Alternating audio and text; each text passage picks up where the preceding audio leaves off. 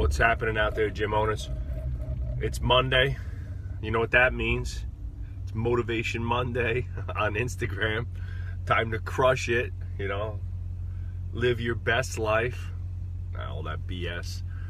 All right, so if you've been following me, I sent out the third email in a series, kind of an article on, the big three.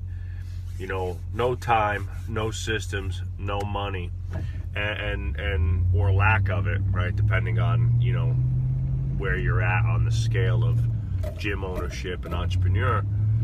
So obviously money's a big one. At the end of the day, if you're working your ass off 6-7 days a week, 10, 12, 15-hour days, there has to be something at the end of that for you.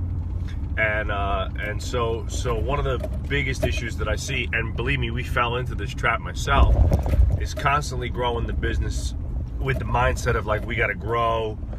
We got to constantly be adding new things. We got to constantly be buying new equipment. We want to build a team. All these things, right? And those are all great, at the expense of paying myself. At the expense of, I won't take a raise so I can get new turf. I won't take a bonus this year so I can do this. I'll take money out of the tax slush fund so I can do this, right? So instead of allocating money first, okay, to, pay our tax debt, pay myself a wage, save a little bit of money in the company account, okay, we kind of put it off as entrepreneurs, thinking it's in the name of growth. We're gonna get it back in the end of growing this business. Here's a little secret I'm gonna let you in on. You almost never get it back in the end. Almost never. Okay, you'll never get more than you pay yourself out of your business, and the likelihood that one day you're gonna be able to sell your gym for millions is really, really unrealistic. Okay, most of it's going to be based on what you save personally, and that means you got to pay yourself a decent amount of money, right? It doesn't have to be $250K a year, but I mean, if you own a gym, it's got to be somewhere in the, starting off 50, 75, 100K, within a couple years. Otherwise, what's the point, right? What's the point of paying? What's the point of going to battle every single day if you can't pay yourself? And there's a great book that I recommend to all of our business mentorship group members and stuff like that. It's called Profit First, and it's a super simple way of just paying yourself, setting up a couple accounts to pay yourself first. So at the end of the year, there's a little something there, and it feels like, at least it feels rewarding that, hey, there's a couple grand in there, and I know I got money in the tax money, I know I got money in the gym money account, and I know I got money in the Joe money account, right? And I can pay myself a decent wage, right? So that's number one. Number two, it really comes down, a lot of times, if you want more money, a lot of it comes down to your habits, right? Spending is habitual, okay? So, and we justify everything that we spend money on. So we spend money on Facebook marketing, justifying that we need the leads and justifying that we need to, grow the business, right? But that's a way of saying that, I'm too lazy to do the other types of marketing. So I'll just put money into this type of marketing because I don't have to do anything. I could just throw money at it, right? Instead of going to high school football games, instead of going out and talking to athletic directors, instead of going out in the community and doing speaking events and things like that, all those things that take your own personal time and effort, right? Well, I'll just check those off as a hell no, right? And I'll dump $1,000 a month into Facebook ads. We didn't start paying anybody to help us with Facebook ads or paying any real money to do Facebook ads until last year, right? For me, that's almost 20 years of doing this, right? And there was no Facebook then, but we've been in business since 2006, right at the inception of Facebook, and we barely have spent a dime on Facebook ads until last year, right? And only after we have saturated our community with the other forms of marketing, mailers, speaking events, huge events, charity fundraisers at the gym every year for 10 years, okay? A good relationship with just about every coach in the area, and lots of awareness, thousands of high school games that we've been to, right?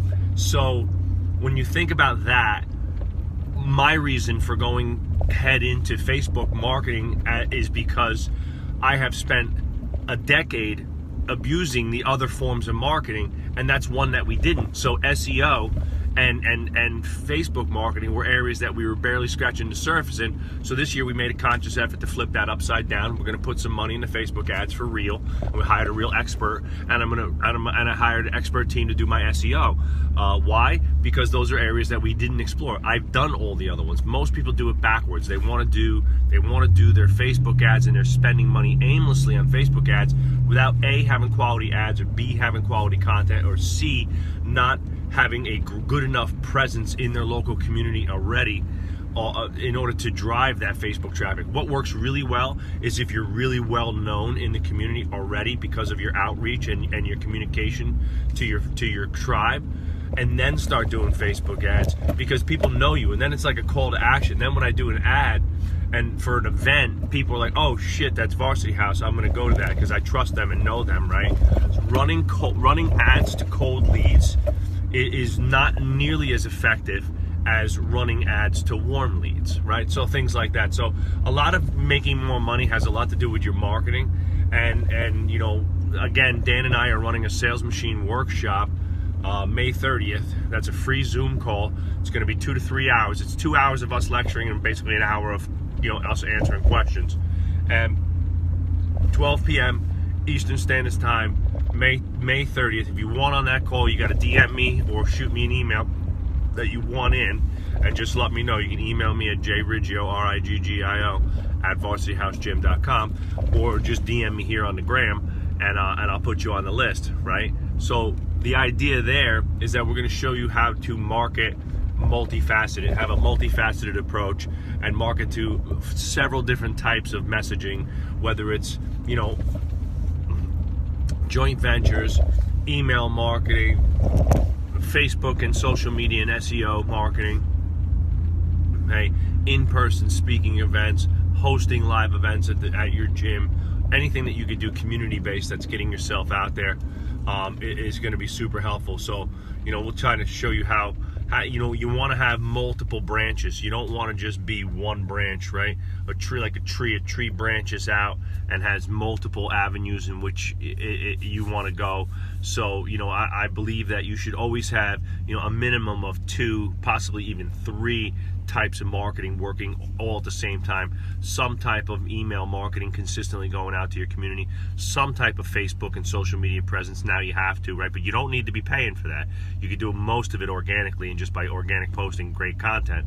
And then 3, having some type of referral call to action, you know, at least every couple of months, right? There should be something for referrals and the opportunity for the people that you already have to bring other great people that they know to the gym. That makes it super easy, right? The best clients, in my opinion, the people that we've had the best success with converting to long-term memberships have been referrals, right? People that were already training at the gym, the friends and family of people who've already been training at the gym. They have a greater awareness of what we do. They're already half bought in because they have a friend or family member who speaks super highly of what we're doing, and they generally tend to convert at a much higher percentage. You know, instead of converting at, you know, between 40 and 60%, they're converting at, like, you know, between 70 and 90%, right? So it really depends on the type of offer that you're offering, that you're giving, and stuff like that. You know, the other thing is just looking at your price points. One of the reasons why I think people aren't making the money that they want is their price points are off, and their offerings are all over the place. Too many offerings, right? So I have sales confusion at the point of sale. So if you lay a price sheet down to somebody and it's got, you know, a 1 time a week, 2 time a week, 3 time a week, 3 month, 6 month, 9 month, you know, 12 month contracts of 20 pack, a 10 pack, a 10 pack, a 20 pack, a 40 pack of sessions. You have, you know, all different types of options, unlimited, membership, this, that, and the other, right? Things like that. You wind up confusing them with your options, right? With your offerings. And the last is your price point up front, right? Your front end offer. I was stick my feet in the ground for years that you should never discount your front end offer. Well, we're not selling sneakers, we're selling fitness. The hardest part is getting somebody off their ass into your gym, right? And sometimes it requires a compelling offer. So a free console, a free gym tour, a really great, you know, $50 or $100 30-day trial that's going to compel people to come in the gym, right? It's your job to close them, right? It's not their job to be convinced from day one. So you want to make more money, get your marketing right, get your mind right. See you on the 30th.